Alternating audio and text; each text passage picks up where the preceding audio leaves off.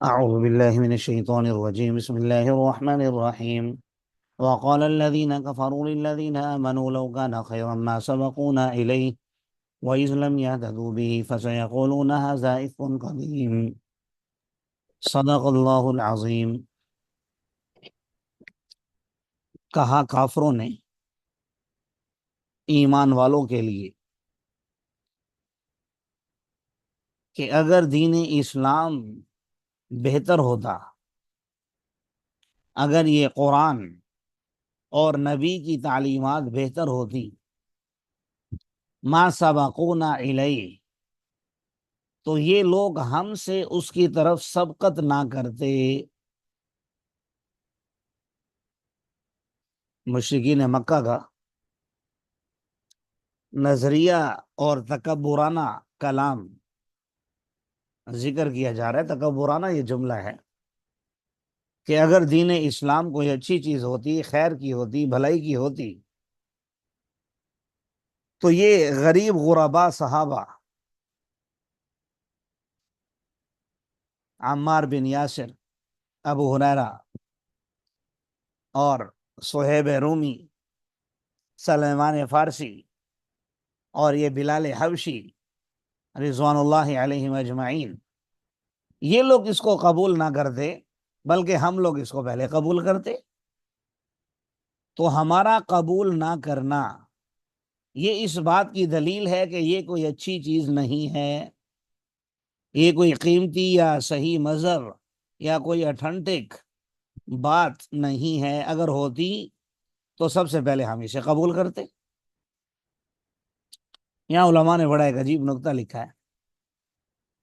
انہوں نے تو یہ بات کہہ دی، تکبرانہ جملہ، اور اللہ تعالیٰ آگے فرما رہے ہیں وَإِذْ لَمْ يَهْتَدُوا، اس لیے یہ لوگ ہدایت یافتہ بھی نہیں ہوئے، اسی بیس پر ان کو ہدایت بھی نہیں ملی، کیونکہ متکبرین کو اللہ کبھی ہدایت دیتا بھی نہیں ہے۔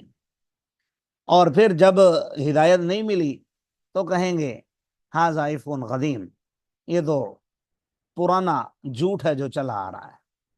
میں یہ عرض کر رہا تھا کہ لو کان خیرا ما سبقونا الیہ، یہاں پر علماء نے ایک نظریہ بیان فرمایا ہے، بالخصوص آج کل فی زمانہ اہل بدعت کے حوالے سے،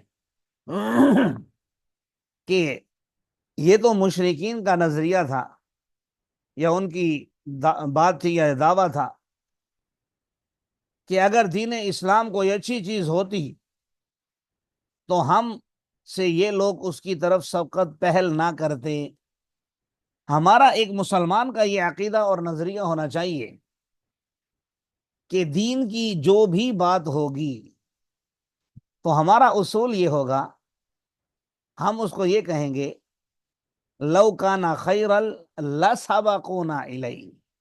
یہ ماں کو ایک لمحے کے لیے ہٹا دیں اور اس کی جگہ لام ابتدائیہ لگا لیں۔ اب یہ قرآن کی آیت کے طور پر نہیں کہہ رہا، بلکہ اپنے کلام کے طور پر ایک اصول ہے ہمارا، لو کان خیرا لسبقونا الیہ۔ جب بھی آپ کے سامنے کوئی بات آئے تو آپ نے اسے صحابہ کے معیار پر چیک کرنا ہے، صحابہ کو دیکھنا ہے کہ وہ لوگ وہ کام کرتے تھے یا نہیں کرتے تھے۔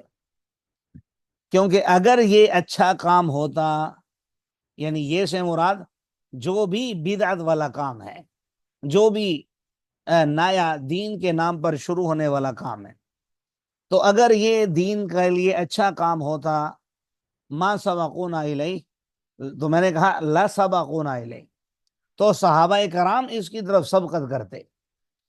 تو گویا ان کا معیار یہ تھا کہ صحابہ کا کرنا یہ اس بات کی دلیل ہے کہ یہ حق نہیں ہے، لیکن میرے اور آپ کے لیے معیار یہ ہے کہ صحابہ کا کرنا یہ حق ہے اور ان کا نہ کرنا یہ باطل ہے۔ اللہ تعالی ہمیں یہ باتیں سمجھنے کی اور عمل کرنے کی توفیق عطا فرمائے۔ آمین۔ آپ حضرات سمجھ تو گئے ہیں اصول جو میں نے سمجھایا ہے، پڑھانا کر رہے ہیں جی۔ ومن قبلہ کتاب موسیٰ اماما ورحمہ، اور ان سے پہلے موسیٰ علیہ السلام کی کتاب جو رہنما بھی تھی اور رحمت کا باعث بھی تھی، اور یہ کتاب بھی یعنی قرآن کوئی پہلی کتابوں کو جھٹلا نہیں رہی، بلکہ ان کی تصدیق کرنے والی ہے کہ وہ کتابیں برحق تھی، سچی تھی، اور عربی زبان میں ہے تاکہ ڈرایا جائے ان لوگوں کو جنہوں نے ظلم کیا، یا ڈریں وہ لوگ جنہوں نے ظلم کیا۔ باقی ایمان والوں کے لیے یہ قرآن بھی محسنین کے لیے خوشخبری کا باعث ہے۔ ایمان والے کون ہیں؟ یقیناً وہ لوگ جنہوں نے کہا کہ ہمارا رب اللہ ہے، ثم استقاموا، پھر اس پر انہوں نے استقامت اختیار کی۔ جملہ تو چھوٹا سا ہے، استقامت اختیار کی، لیکن یہ ہماری پوری زندگی پر محیط ہے، ہماری پوری زندگی پر یہ جملہ پھیلا ہوا ہے۔ ایک شخص نبی کریم صلی اللہ علیہ وسلم کے پاس آیا اور فرمایا یا رسول اللہ کوئی نصیحت فرما دیجیے اور مختصر فرما دیجیے۔ آپ نے کہا، آپ کہو آمنت باللہ ثم استقیم، کہ میں اللہ پر ایمان لایا اور پھر اس پر ڈٹ جاؤ۔ اب کیا مطلب ہے اس کا ڈٹ جانے کا؟ ڈٹ جانے کا مطلب یہ ہے کہ مد مقابل کوئی بھی طاغوت آ جائے، کوئی بھی فتنہ آ جائے، کوئی بھی مسئلہ آ جائے، تو آپ نے اس کی پرواہ نہیں کرنی، بلکہ آپ نے اللہ اور اس کے رسول کے فرامین کو مد نظر رکھنا ہے، اور آپ نے ان پر چلنے کے لیے کوشش کرنی ہے۔ جب اللہ کی کہیں نافرمانی ہو رہی ہو تو آپ نے چپ کر کے وہاں سے نکل جانا ہے۔ تو ایسے لوگ جو استقامت اختیار کرتے ہیں، فلا خوف علیہم ولا هم یحزنون، نہ تو انہیں کوئی خوف ہوگا موت کے وقت، بعض مفسرین نے لکھا عند الموت، اور بعض نے کہا آخرت میں، اور نہ ہی وہ غم زدہ ہوں گے۔ یہی لوگ اہل جنت ہیں، خالدین فیہا جزاء بما کانوا یعملون، اور وہ اس میں ہمیشہ ہمیشہ رہیں گے، بدلہ ہے ان اعمال کا جو وہ کیا کرتے تھے۔ وَوَصَّيْنَا الْإِنسَانَ بِوَالِدَيْهِ إِحْسَانًا، عادت اللہ یہی ہے، قرآن پاک آپ پڑھیں گے کہ اللہ تعالیٰ جب اپنا حق بیان کرتا ہے تو اپنے حق کے ساتھ والدین کے حق کو بھی بیان کرتا ہے، کیونکہ ہمیں عطا کرنے والی ذات تو یقیناً اللہ کی ہے، لیکن دنیا میں بظاہر اس کا سبب اللہ تعالیٰ نے والدین کو بنایا ہوا ہے۔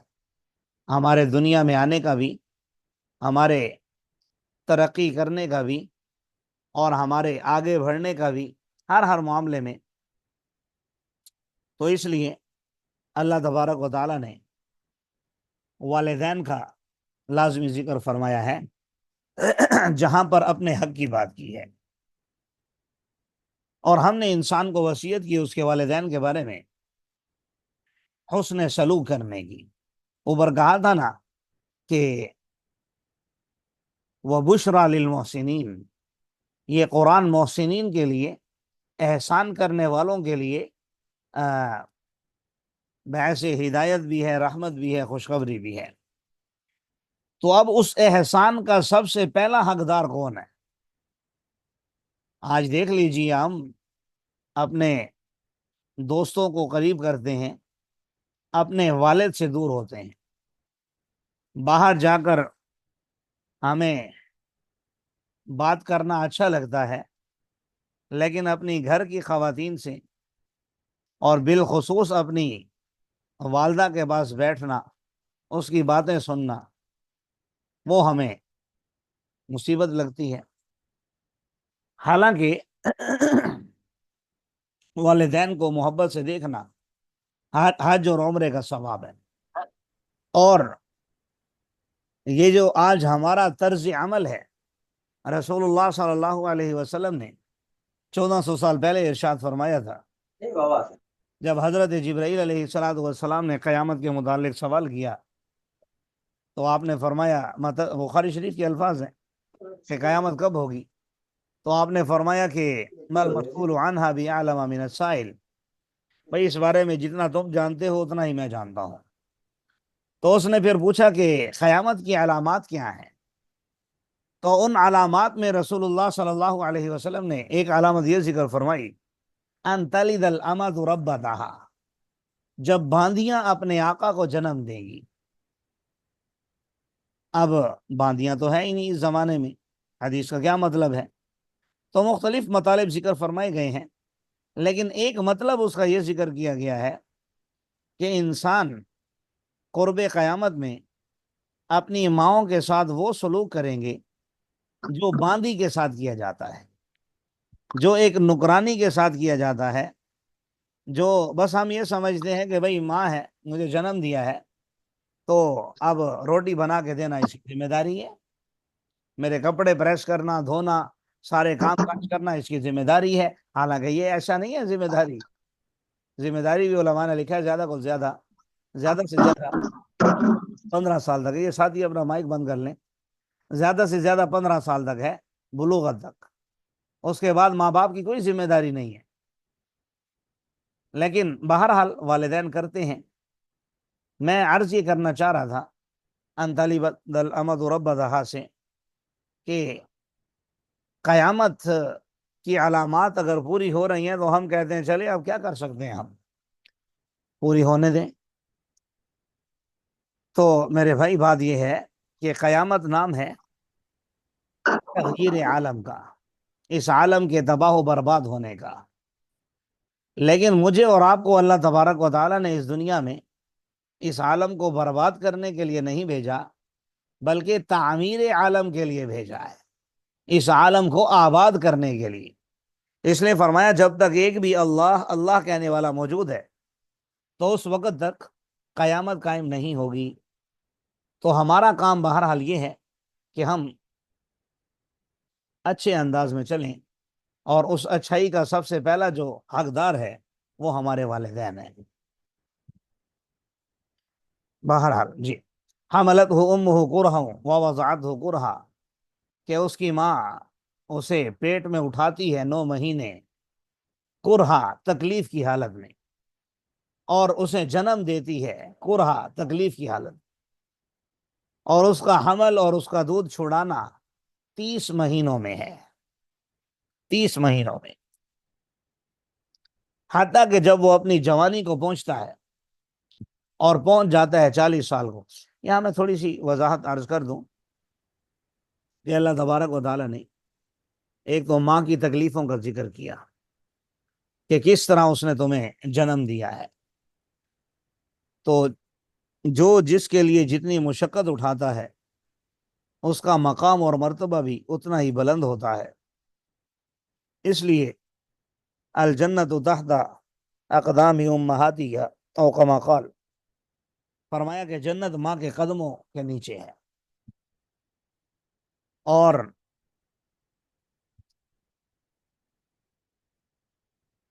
جو تکلیف کا ذکر فرمایا، ایک صحابی کی بات میرے ذہن میں آ رہی تھی، انہوں نے پوچھا یا رسول اللہ میری والدہ ضعیف ہے، اگر میں اسے اپنے کندھوں پہ اٹھا کر بیت اللہ کا طواف کراؤں، عمرہ کرنا چاہتی ہیں، تو کیا میں ان کا جو حق ہے ادا کر دوں گا؟ تو آپ صلی اللہ علیہ وسلم نے ارشاد فرمایا جو اس نے تمہیں دودھ کا ایک قطرہ پلایا تھا، تم 7 چکر کیا 700 چکر بھی لگا لو تو اس ایک قطرے کا حق بھی ادا نہیں کر سکتے۔ قبرستان میں ظاہر ہے ہمارا بھی جانا ہوتا ہے اپنوں کی قبروں کی زیارت کے لیے، تو ایک قبر پر ایک شعر لکھا تھا، وہ عرض کرنا چاہتا ہوں، شاید کسی کی والدہ کی قبر ہوگی، کہ یہ ضروری تو نہیں کہ سورج سوانیزے پہ آ جائے، یہ ضروری تو نہیں کہ سورج سوانیزے پہ آ جائے، مائیں جب بچھڑتی ہیں قیامت آ ہی جاتی ہے۔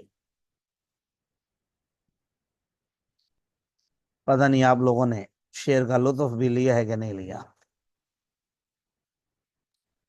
جی سر، چلیں بہرحال، لیا۔ بھئی آن لائن میں یہ بھی مسئلہ ہوتا ہے نا جی۔ چلیں بہرحال دیکھیے، اچھا یہاں ایک بات آئی، حملہ و فصالہ ثلاثون شہرا، کہ حمل کی مدت اور دودھ چھڑانے کی مدت 30 مہینے ہے، گویا 2.5 سال۔ ایک سال میں 12 مہینے ہوتے ہیں، 12 دونی 24، 24 اور 6 30، تو 2.5 سال۔ اب علماء نے لکھا کہ اس میں دودھ پلانے کی مدت چونکہ قرآن نے دوسرے مقام پر بیان کی، والوالدات یرضعن اولادہن حولین کاملین، کہ 2 سال آپ نے پلانا ہے، تو اس لیے یہاں 2 سال جو مدت ہے وہ دودھ کی ہے، اور 6 مہینے کم سے کم مدت ہے حمل کی۔ یہی وجہ ہے کہ اگر کسی خاتون کی شادی ہو اور 6 ماہ بعد بچے کی ولادت ہو تو اس پر اس کے سسرال والے کسی قسم کا اعتراض نہیں کر سکتے، کسی قسم کا کیس نہیں کر سکتے، کسی قسم کا اس پر الزام نہیں لگا سکتے۔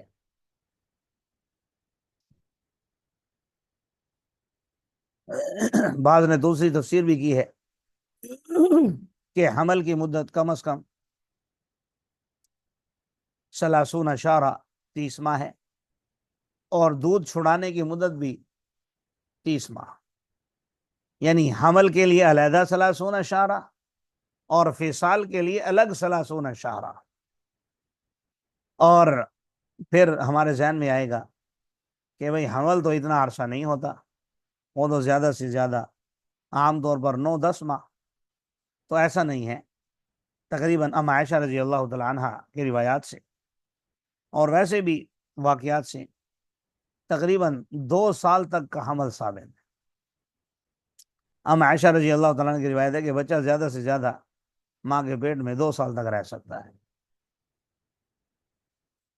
تو بہرحال وہ اس کی تفسیر میں ہوگی کہ زیادہ سے زیادہ مدت تو 30 ماہ ہے، لیکن کم سے کم اس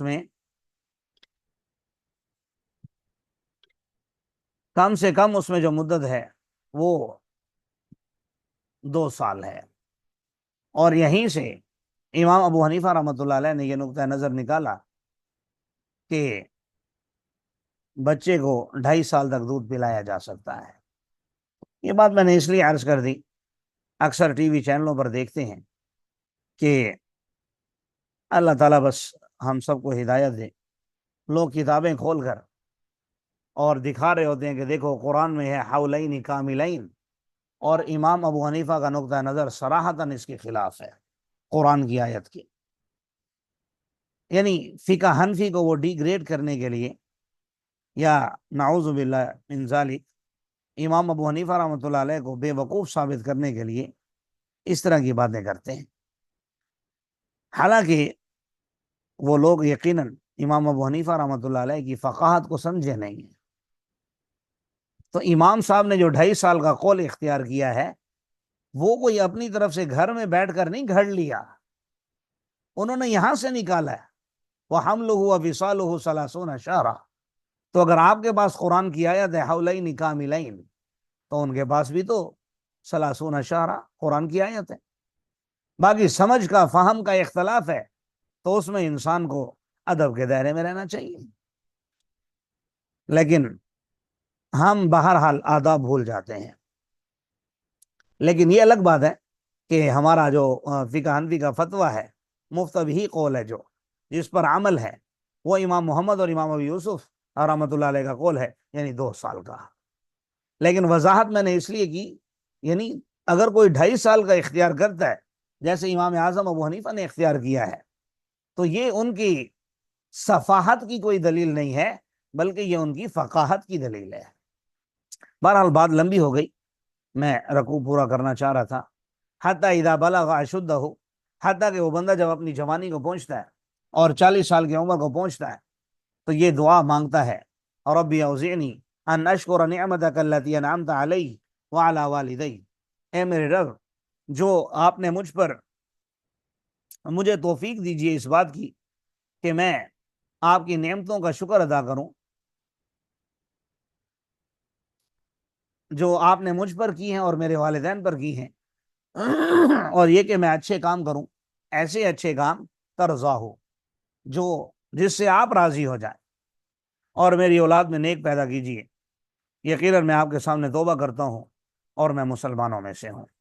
اللہ تعالیٰ فرما رہے ہیں یہی وہ لوگ ہیں جن سے ہم نے اچھے اعمال قبول کر لیے جو انہوں نے کیے، وَنَتَجَاوَزُ عَنْ سَيِّئَاتِهِمْ، اور ہم نے ان کی برائیاں دور کر دی، اور یہ اصحاب جنت میں ہوں گے، اور یہ سچا وعدہ ہے ان لوگوں سے جن سے کیا جا رہا ہے۔ اللہ ہم سب کو اصحاب الجنہ میں سے بنائے۔ اچھا، ایک تو یہ ہے۔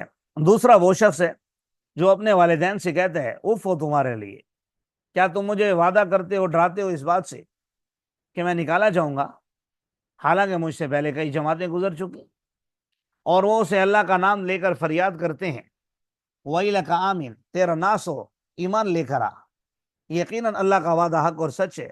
وہ جواب میں کہتا ہے مَا هَٰذَا إِلَّا أَسَاطِيرُ الْأَوَّلِينَ، یہ تو پہلے لوگوں کی قصے کہانیاں ہیں۔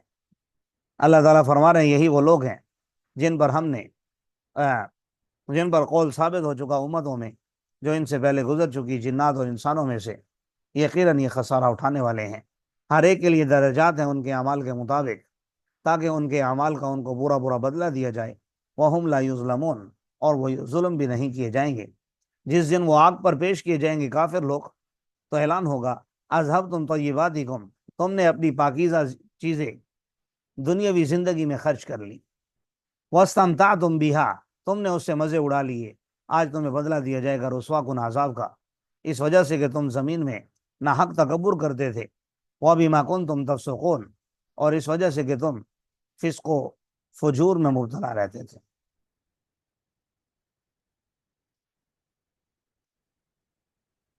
اللہ تعالی ہم سب کو عمل کرنے کی توفیق